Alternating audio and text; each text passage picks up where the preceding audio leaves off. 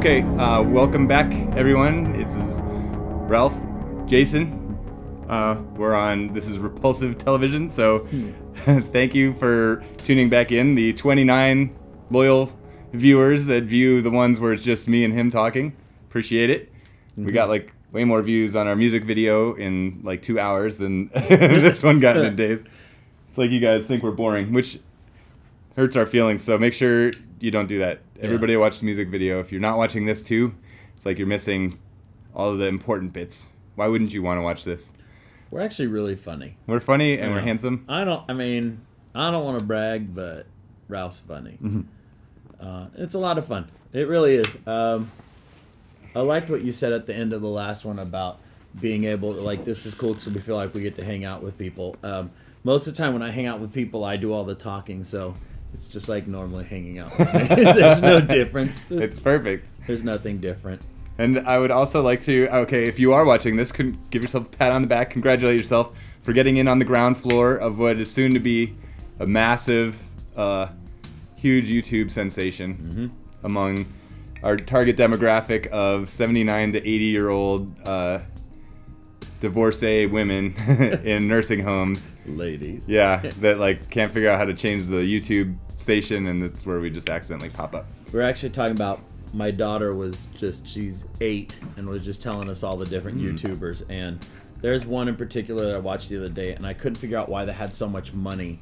Like, I figured they had to come from money, but the guy's making $3 to $5 million a year as a YouTuber, and his house is just ridiculous. And the stuff they do, I mean, they brought in 3 tons of ice to build an igloo to see who could hang out in it the longest. And I was like, yes, we got sponsored by Bragg. Just kidding. We're not sponsored by him, but that's part of the target demographic for our target audience. This old woman on here. Yeah. So we're drinking Bragg organic apple cider vinegar. This is us selling out. Yeah, that's right. It's natural energy. This is how you party when you're 43 and 44. All right, so last week I had to say the video. Oh, we should talk about that. Yeah, let's do that. I'd like to talk about that. It would be fun to discuss it. The chain of messages that went through the order of the fly after Ralph had posted the video. I got to see it last week here. The chain of messages that went through were pretty awesome.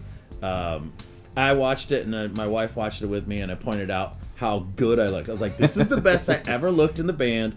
And I was like, I had not a lot of hair, but still had a mohawk. Yeah. I wasn't hugely heavy, and like no, everything. You were skinny. Yeah, everything looked really, like, I looked aggressively cool. Where I was like, that guy was awesome. Damn good. Everybody looked good in that. Yeah. You know what? Okay, so I was trying to remember, like, what was the point of that, and it came back to me. So I remember why. So the plan was, if anybody's like looked us up online, the photos of us are from like 2009, is like about as recent as it gets. And I keep saying we need a new photo shoot, and then it always sounds like a great idea, but it's hard enough to get us all together to practice, let alone get everybody in makeup, find something cool to like take the photo and all this stuff, and you know, find some cool location and all of that, and lights and everything you need. So that one sprang from the idea of we need to do a photo shoot, but then hey, if we're all in makeup anyways, why don't we just quickly shoot some video footage, and then we could use it for whatever. And I think the idea was we were gonna, like, I had like a concept for like a sub, like I think it was around the time that I started watching the video. It was like one of the last My Chemical Romance videos where there was kind of like a narrative, and it had this real 70s wacky vibe. Like there's these guys in like Dracula masks. It was called like The Dangerous Days of something or other. I'll have to look it up. But there was a good video that went with it, and it was kind of like setting up a narrative, and I was like, oh, that's really cool. And I like videos where there's kind of like a little movie narrative, but then you cut into the band. So that was the idea, but we never did the other stuff. We got all this footage. Is that the song called Na Na Na Na Na Na Na? Where they're doing like it's off of that record. Okay. But they're doing like the wasteland, and they're in the car and robbing. Yeah. So that might be another one. I don't know if I saw. Maybe that is the one. Yeah. It's sort of like. And then they have like laser guns. That's the one. Yeah, okay, then that's a cool video. I like that. I really liked it at the time, I guess, because I was like, we have to do this. Yeah. And I also had this theory that was going on at the same time, and I drew like all these sketches from this era. I have a theory of like iconic late 70s sci-fi bad guys are all these dudes in black leather and with a mask. And I had like traced this. I had this whole like freaking family tree of like I wanted to do one like this because I had this like revelation. So like Darth Vader, who George Lucas created, designed by Ralph McQuarrie, black mask, black leather, overall just totally monochromatic black leather or black look. And Brian De Palma wrote the title crawl for the original Star Wars. Okay. Brian De Palma directed Phantom of the Paradise, who also another dude with like a little like voice boxy thing on his chest, black helmet, silver helmet. It was exceptionally identical. Yeah, it was super close. I totally remember your remember I had this whole thing, and then Frankenstein from Death Race 2000 for the Roger Corman movie that David Carradine plays. And there were a few others. I had this whole like thing of like there's like a very specific window of time, and I was like, man, that was really cool. And we need to create like a bad guy that's like our sort of nemesis. And I wanted to do that like My Chemical Romance. I'm pitching all of you to help me. Somebody help me get off my butt and do this because now it sounds awesome again. We need to do that video. It would be so cool. And I found this cool location that was like a ravine over by the studio. Kind of near this power station. I found this little like walkway that you can go down into this like weird like it looks like some kids made like a paintball shooting area out of it. Yeah, so got a location picked out and everything. I just need to help somebody just needs to do this for me. One of you guys be a filmmaker and make this video for me, please. So yeah, we shot all the footage for it was just B-reel type stuff. Is that what it was supposed to be? And it's funny, you can trace the history. Tom had pointed out that you were in your cowboy hat phase, which was awesome. So it had to be close to 2009, which was coming off of the Nosferatu tour in Texas. But I think it was quite a bit later. It was much later. Right? I would go through because I'd wear the cowboy hat. The first time I ever had a cowboy hat was from the Nosferatu tour. Your response to Tom was great. Well, it's funny you're talking about the pictures, and we're cursed. This band is always cursed because every time we took a new band photo, someone left the band. Yeah. And I remember the last time we said that, we were in like that wash. Yep. And it was when I was huge, and I'm like leaning back against, and it's just like the fattest, widest screen of me, and I'm wearing a leather jacket that makes me even wider. And it was like it was you and I, Nate, Danny, and Abby. Mm-hmm. And then we took that picture, and we're like, yeah, we shouldn't do this because someone leaves the band every time we do this. Then Nate leaves. That's right. Oh, Aaron's in that picture too. Yeah, I think that was that. Yeah, I know the one you're talking about. And then Nate leaves, and then Aaron leaves, and then it just kept. And every time we took a picture, did it. And it would always be like we wouldn't just take a picture, like we made a poster or we kind of did it up. It was something. And then the second big. we made something, and it was like you make this, you just spend a few $100 and you have this cool poster. I have stacks of thousands of posters of obsolete band images that it's because like everybody like you'd make them and then Dimitri like would leave or I left. Yeah, no, we had a great one. I left. Yeah, it was super. It was like one of the best ones, and no harm, no foul because. No, go ahead. I can understand. I just realized there's something else I have in here. Keep going. Oh, sweet. Okay, so if you need to, it's not like I'm not a slave master. I don't want to chain anybody to the band, so I can understand if you want to dip out. And so I don't begrudge any of our past like Nates and Dimitris and everybody else. Whatever. When you gotta go, you gotta do your own thing. That's cool. Well, and I think it just happened at a time. It always coincided with doing some photo shoot or putting out a CD or something, and you're like, damn it. And I think when someone leaves a band, you take it personally. Not you. No, you do take it a little bit. Right? Yeah, typically I think so because it feels like a rejection. Because a band is like a marriage. It's like being married is hard. Being in a band is being married like 5 times, and if any of those two aren't working out. It's like it just like this exponential increase of tension because, it's like if you and your wife or you and your husband aren't working out, then that's just one relationship that's got friction. But in a band, you could have everybody's getting along, but you got 2 people that hate each other. That's just friction. So everybody at all times has to get along with everybody else. It's like way harder. And when you leave, you know it's like you just can't think about the fact that everyone else is crap talking you in the band. Just like what? Here's what I didn't like about that guy. Yeah, you know what? Screw that guy. You know what? We're fine. We don't need him ever. He's worthless anyways. Yeah. I was gonna fire him anyway. Good. Just save me the effort. He left. We're gonna get rid of him. So. But then privately, you're like, why did he leave? Yeah. So with the video, I dig it, man. I think we all look I like it too. I We think it's look pretty cool. seasoned. I agree. It looks passionate. Yeah. You know? It was pretty cool. I've decided that's the vibe I'm going for. It's not like I want to be a heavy band, like death metal, and I don't want to, because I love melody, but I love an impassioned melody. I don't like the sterile kind of melody of like doo doo doo, like beboppy. I like it where there's like some, enough sort of like heart into it, but not overdone to the point where the melody is gonski. I think that's my new term for what I am shooting for, is impassioned delivery.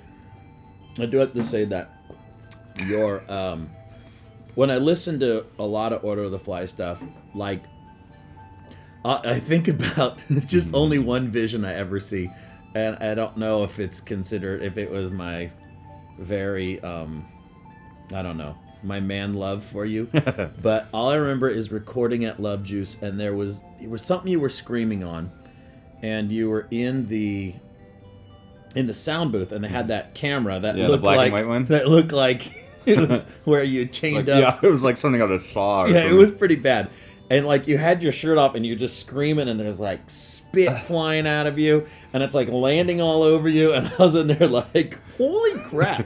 Like, I don't know if it was like, all right, I like what I'm seeing here, or if it was just like, every time I hear any song by Order and you're singing, it's all I picture, and it's like you have put 100% every time it's like your first time singing it, and it's like the passion and the aggression, I think, is what has made Order like likable every time. Thank you. We've had some times that we've gotten stale, not gonna Yeah, lie. that's They true. were very, very sloppy drunk. Oh, There was yeah. a stretch of sloppy drunk, Yeah. where you're just like, we have to stop. Remember, we were playing the same set we just played the same set for we like got so 2 got so years. used to it that Yeah. it was like so easy to do that we And- could be hammered Yeah. and still pull it off. Yeah, it was bad. Yeah, But that was like But I think the passion that the songs are written with, the fact that you still sing them like there's meaning to them, makes a huge difference. that's the nicest thing ever. Thank you. I'm not trying sweet to. man. I'm not trying to weasel my way into a better spot love in you the so band. much. I'm secure with beard. Yeah. I gotta shave. I'm secure with my spot. I'm okay with it. But yeah, I think about it and it's like, that's pretty awesome. That's awesome. You're the best. I I know. appreciate that. Try to be. I think I have noticed a distinct improvement since we've cooled it on the boozing. Mm-hmm. Maybe it's just kind of run its course, but I've noticed I I tend to don't like drink at remember all, my so- notes.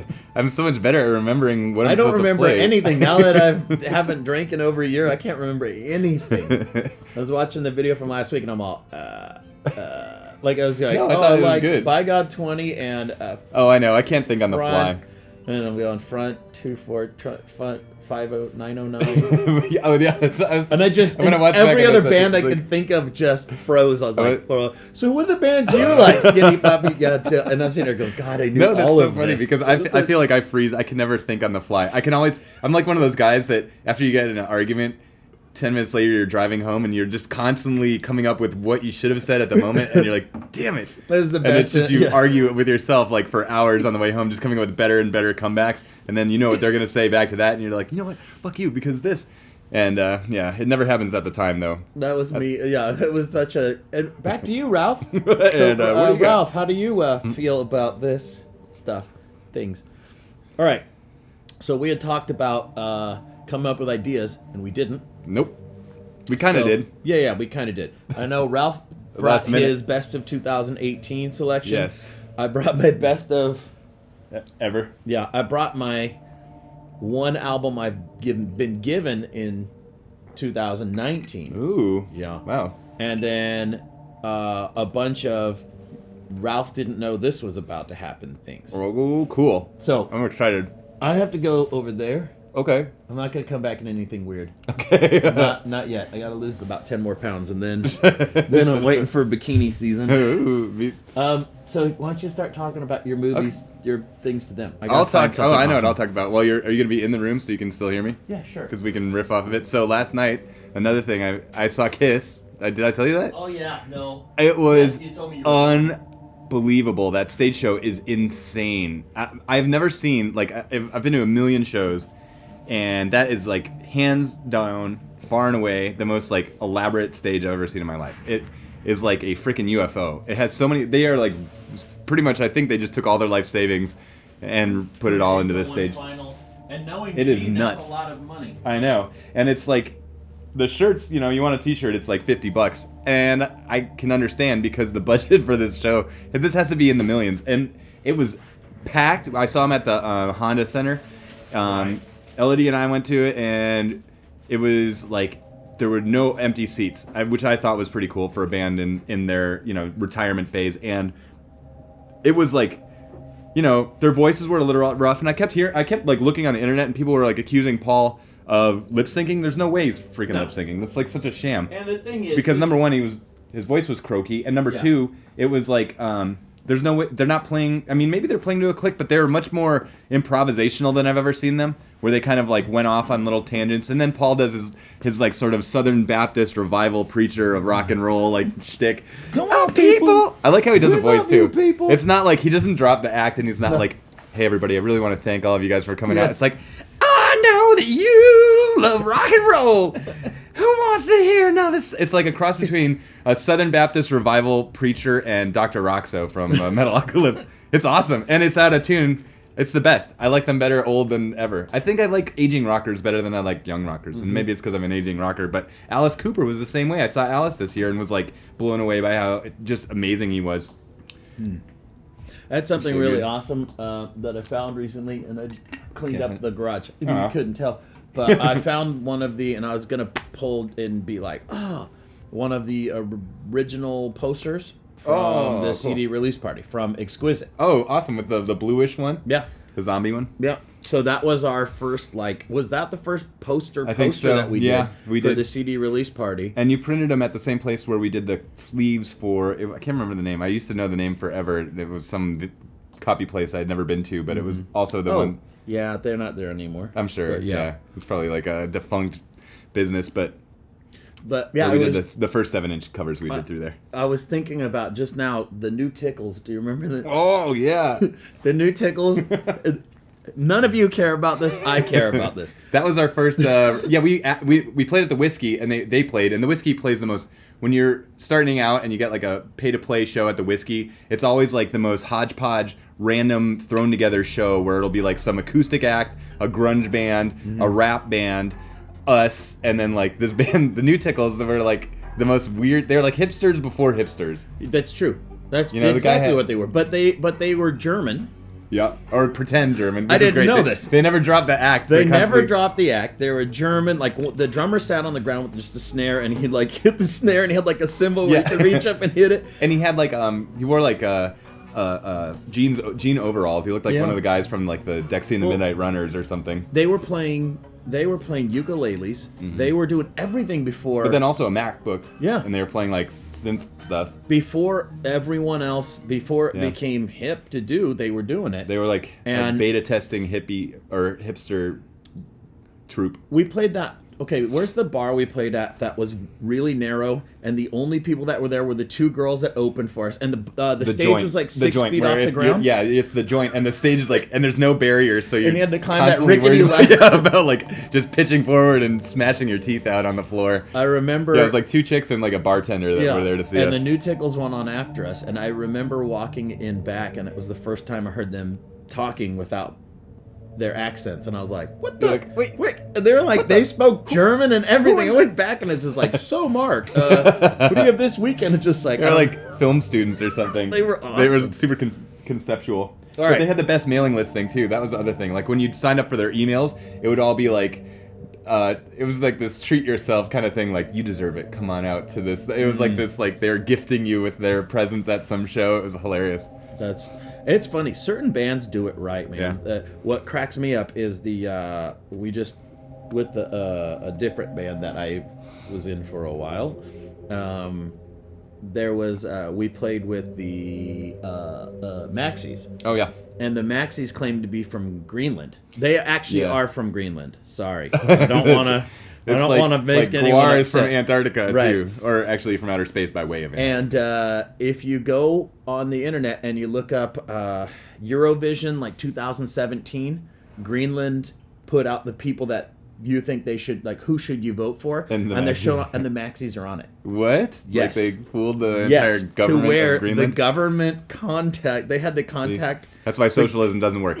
That's retarded. Right? They had to contact the government of Greenland to tell them, oh, by the way. They should get Greenland passports. They could be like secret agents. That's awesome. Oh, man, certain bands just... dang it, I want a cool story like that. You know what also, I didn't think of it at the time, but when you mentioned your return show at Lyrics and you mentioned Igor Spector played with us, there was a song that I loved by them and I couldn't think of it and it popped in my head the other day. It was the Release the Hound song. That was a great song. I love that one. There's some really, we played with some fun like local bands that it's too bad that, I mean, we all should have been like super famous because everybody wrote these really good songs. Everyone had at least one super catchy song. You know what was another band? You know what? This is what I would put out on vinyl. If I had my druthers, if I had an actual record label I could put other bands, you know what I've always wanted to put out on an orange, like 10-inch, is 1031's first thing. I love it. Craig, I still have it. Somebody tell Craig, if Craig's not watching this. He's Craig, watching it. You need to. Craig loves us. We love Craig. I am going to save up that money someday. I want to put that out on orange vinyl. It's got to be the OG one with Todd on bass. Even though you guys kicked him out because he stole like 200 CDs or something, which is funny because now it's like you can't give CDs away. So it's like just I can imagine being so pissed off at the time, but then also now it's like, just take boxes of CDs because what are you gonna do? They're with them? worthless. No, it's just so funny. Thieving. I know it was great, but that band that was a perfect band. They were I love my them. absolute favorite. Like when we started playing, like I just looked at them, I was like, these guys and us. Yeah, we were gonna rule the world. Yeah, like, man. It was, I thought we should have been like doing splits for eternity. Yeah. And that I like all the other iterations too, but that 1031, something about it. The logo is cool. Those like multi-layered stickers that girl that worked vinyl ones. The vinyl sticker. I still have one like taped up somewhere. I think I have one like Isn't there one on my in the bass studio stuck on a wall? Yeah, there's one stuck on the wall, but then there's one on my bass my too that's been keyboard. rubbed down to like nothing from my arm friction. But yeah, that was a great band. Really, really awesome. I liked them. We might have to exceed the 30-minute That's mark. fine. I think we'll just have to keep pause watching. it. Yeah, we're gonna go an hour. This is episode 11 and 12. Put my jacket on backwards, and you'll think I'm some changed days. There you go, exactly. Jacket on backwards, hat on forward. So the other one, the Igor Spector, the song was that beautiful dead little girl song. That one was good too. Like the clapping in that is Yes. just very like. It was perfect. Where I just heard, I was like, man, that song's good. There's another band, The Crypt. Do you remember them? They did a thing like do the Twitch. Was it The Crypt? I think it was The Crypt. And then we saw them later. They're a new band. I saw them at Mission Tobacco Lounge. And I can't remember the name of their new iteration, but it's all the guys from that band. And we played with them at Lyrics. And they were like, they came up, it's sort of like how, not the Groovy Ghoulies. What are the guys called with the... Rhythm Coppin'? Rhythm Coppin'. How they come up with like, the wacky 60s the songs. B-52s of horror rock. Yes. It was like They're the awesome. Crypt was like that. They had a song, and their dance was the Twitch, and the lead singer would do this like total spasmatic, Twitch dance, and he'd get the people in the audience to do it. It was hilarious, man. I loved it. It's great. That's awesome. That was cool. Yeah, I wish we had more. I wish we came up in the air. How do I phrase this? I wish cell phones or some sort of pocketable video device had been around back then, because there's so much cool stuff that like is just lost to time and my terrible memory. I have decaying by the moment. 1031 on my. I have the CD still. I have it somewhere. So it's on James my Dockin made me a copy of it. I don't have the original. The original got stolen out of my car at Valley College when somebody busted into my 1978 Toyota Tercel and took everything. Or no. I don't know what year it was. It was some crappy old Tercel I bought for like $300. But they broke into the shittiest car in the entire parking lot, mine, and stole my CDs, which I know all ended up in a trash can, because what are you going to do with like... but it was like stuff that I had that were like some random imports that no one else would want. I lost a 200 CD case one night because it was super windy and I didn't want to bring everything inside. And then because of the wind... it flew away? No, they broke into the cars because you couldn't hear it. Oh, yeah. And they took it, and it was like... There were some exceptionally irreplaceable stuff. Yeah, that's the thing. Because it was like, I can't get that again. No. That band doesn't exist, and they gave it to me. They handed it to me. Yeah, it's stuff that we'll never find again. And I think I had like stuff like Millicent's album and 1031s, like all of our bands we played with. I'm diving into the albums. Okay, yeah, let's do it. I only have two. All right. I'm going to have a This Is Your Life, I think, section. Oh, good. I'm not sure. And I'm going to have you explain them all. So this one I recently picked up. Oh, yes. It is at Paul Williams. There you go. That's another connection to Phantom of the Paradise. Oh. He plays Swan. He wrote all the music for it, too. All right. Not all the music, but well, actually, no, I think he did write all the music. So Paul Williams, here comes inspiration. That is one ugly human. Yeah, he looks like a human toad. So I painted Paul Williams as the blue boy, and it's back there. I'll have to bring it out at some point so you can see it. And I painted it on velvet because I was like, I want to try doing a velvet painting. But Zach from Cadaver Pudding picked this up for me for my birthday, and it's Ian Dury. Oh, cool. Yeah, the new Boots and Panties. But this is the original Stiff record version, which is like Stiff Records that was like the punk label from the UK, isn't it? Yeah. So 1978 Stiff Records. This is not so. That's cool. Not so common. So that was cool. That is cool. He was just like, "Oh, here, happy birthday." I was like, "What? Hell yeah. That's not a here happy birthday gift." Where'd you get it? Here Dr. happy Strange? birthday here's some gift cards to In-N-Out. You know, from Doctor Strange or where? I have no idea. I like this. Here, I'll show the viewing audience. I like the 3 like color, like sort of colorized. Mm-hmm. That's awesome. Yeah, Ian Dury was. It was actually kind of cool. He's a sex and drugs and rock and roll guy. There's a somewhere, don't know where. There's a park bench dedicated to him. Awesome. And it has like a shadow or something like that of him sitting on it. And when you sit on it, it plays his songs. Except that it kept getting like vandalized or something like that, to where it went away. But lame-o. one of the last things he did was a song with Madness called Drip Fed Fred, and he was in rough shape. But in my garage here, we used to have a shop, and Jesse and I. Jesse Lincoln, who we've got to bring on this. Yes. We were listening one day, and I was like walking in the house, and it came on, and I was just like, "What is that?" And this song is just cool. It's heavy, low-end piano stuff.